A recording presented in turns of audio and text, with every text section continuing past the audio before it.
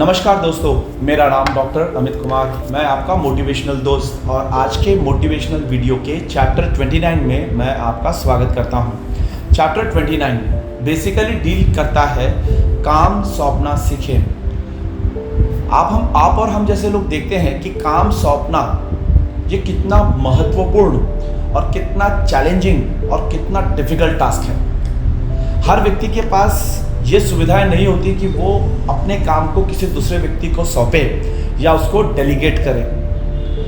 Delegation के पीछे का या सौंपने के पीछे का उद्देश्य क्या होता है? तो सौंपने के पीछे का उद्देश्य ये होता है कि वो जो अपनी एनर्जी किसी ऐसे या किसी छोटे या किसी माइनर काम में लगा रहा है, उस काम का वो किसी दूसरे बड़े काम में उपयोग कर सके।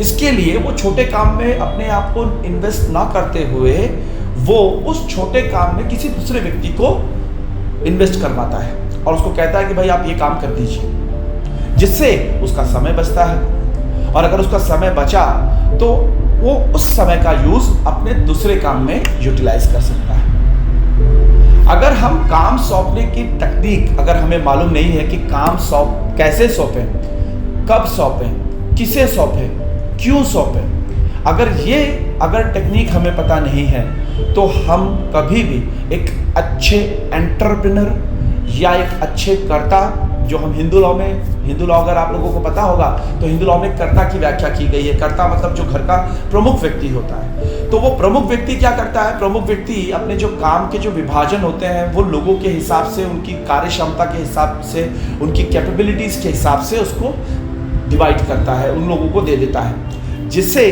कर्ता के ऊपर में जो आने वाला अनवांटेड या अननेसेसरी बर्डन होता है वो उन लोगों में डिवाइड हो जाता है और कर्ता अपने काम का फोकस जो है बाकी चीजों में आराम से कर सकता है।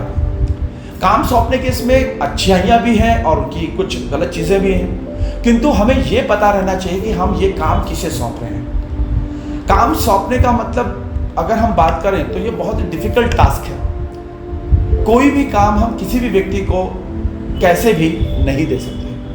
उसके पीछे का उद्देश्य ये है कि उस काम के बारे में उसको जागरूकता रहना जरूरी है, उसे पता रहना जरूरी है और उसे मालूम रहना जरूरी है कि काम क्या है और उसे करना कैसा है।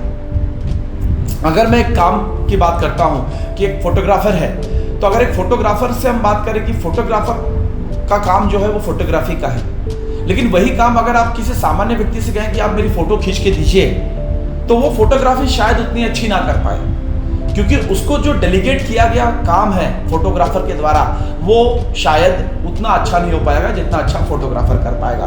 हाँ, अगर उसको ट्रेनिंग दी जाएगी तो शायद वो अच्छा कर पाए। वैसे ही जो हमारे काम होते हैं उन कामों को भी हम सही तरीके से सही मोड में उसका चयन करते हैं। आपने देखा होगा बड़े बड़े जो हमारे उद्योगपति है, चाहे टाटा हो, बिरला हो, अंबानी हो, ठीक है, ये सारे लोगों के बारे में अगर हम देखते हैं तो ये खुद काम नहीं करते, लेकिन इन सारे कामों पर ये बॉसिंग करते हैं उपयुक्त और सही व्यक्ति का उस पर चयन करके, और ऐसे लोगों की नियुक्ति करके वो उनसे वो काम करवा के लेते हैं जो उनको काम करवा के लेना चाहिए रहता है। तो उनका काम क्या होता है? उनका काम होता है मॉनिटरिंग का, उन लोगों के ऊपर में देखरेख करने का कि क्या ये काम सही में प्रॉपर हो रहा है या नहीं हो रहा है। अब ये मॉनिटरिंग भी किस पे करते हैं?